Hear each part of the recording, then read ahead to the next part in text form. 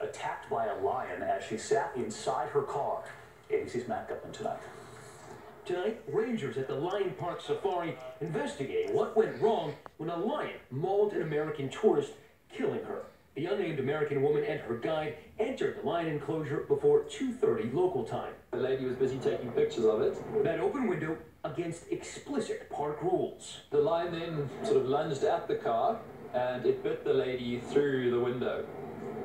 Our staff immediately rushed over to chase the lion away, and the gentleman that was driving, he sustained some injuries to his arms trying to get the lion out as well. Hundreds of thousands visit South Africa's safaris every year, and Lion Park is one of the most popular, even hosting celebrities, advertising super up-close animal views guaranteed. But sometimes the resident lions get a little too close, like this one.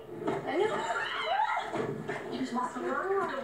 Somehow opening the door of a family's car. Another growling at kids. Tonight, rangers telling ABC News they won't kill the attacking lion, but will move it to an enclosure away from the public. Matt Gutman, ABC News, Miami. Matt, thank you. There are new developments tonight in the case of that family murdered. Their home set up